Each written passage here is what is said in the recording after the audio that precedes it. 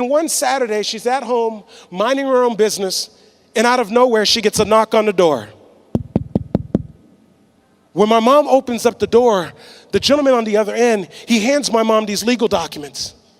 When my mom gets the legal documents, she starts flipping through the pages, and then she realizes that the property is going to foreclosure. But my mom can't understand why, because she's been paying the landlord every single month on time. And so she picks up the phone and she calls them up. And she goes, "Hello? Oui, this is Marie. Yes, I received the papers in the mail. It says that the property is going to foreclosure. But I don't understand. Every month I pay the landlord on time. Every month I pay him. I don't understand why the property is going to foreclosure."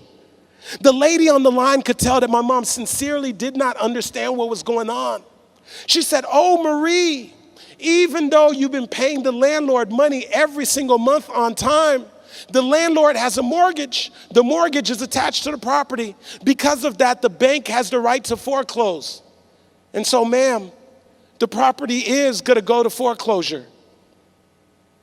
And so my mom asked her, "Do you think that maybe I can go to the foreclosure sale? Whoever buys the property, I will be a good tenant for them. I will stay in the property. I will pay them the rent. Please, do you think that they will let me stay?" And you know what the lady told my mom? She said, "Ma'am, it's not even worth you showing up. Whoever buys that property is not going to want to keep your little restaurant in there." And so my mom was devastated. She's like, "This is how I take care of my two boys. I got all my life savings into this property." And so about 2 weeks later, my mom says, "You know what?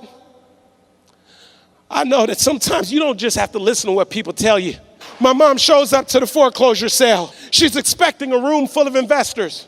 But to her surprise, there's only two people there: the auctioneer and the representative from the bank. Now, before my mom could realize what's going on, the auctioneer steps up to the podium. He says, "Ladies and gentlemen, we're about to start the bidding process on 540 West Atlantic Avenue. If you're here to bid on the property, please raise your hand." And so naturally, the representative from the bank is standing over here. She raises her hand.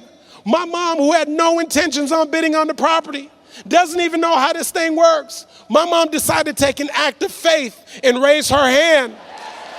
The auctioneer said, "Very well, we're going to start the bidding process at $30,000. Can I get a $30,000? The representative from the bank is standing here, says $30,000. My mom, calm, collect, doesn't even know how this works, goes, $35,000. It gets over here to the banker, says $36,000. My mom, still in the game, $37,000. This goes on and on. Now they're in the 40s. Now they're in the 50s. Now they're in the 60s. Now they're in the 70s. It gets over here to the banker, says $74,000. My mom, still in the game, no money, $75,000. Gets over here to the banker, says $76,000. Now, my mom's like, I might as well have some fun. I don't have any money anyway. We must be playing with some Monopoly money. And so my mom, attitude and all, my mom goes, $76,500. But this time something happens. The representative from the bank is standing here with a clip pad. She picks up the clip pad and she says nothing.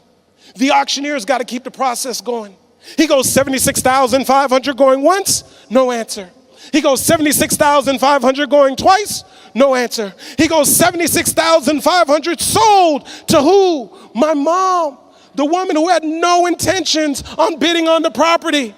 And so my mom is excited she won the bid. And then she's like, wait a second. I actually have to have the money. And so they told her, you got 30 days to come up with the money. And so my mom would go home. She'd pull out a notepad and she'd start writing down the names of all of her friends and all of her family members, one by one.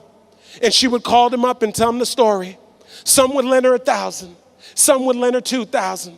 Some would lend her $3,000. Some lend her $4,000. Some lend her $5,000. And she's 3 days away, and she's still $30,000 short. And my mom's thinking, maybe this isn't meant to be. And then her telephone rings, and it's her friend Yvonne's. And when her friend calls her up, my mom says, Yvonne, no, it's too late. I have 3 days. I still need $30,000. Yvonne said, no, Marie, listen. I know you've been calling us, but me and my husband, we've been saving up money to buy a house. We heard you call us. We heard the voicemails.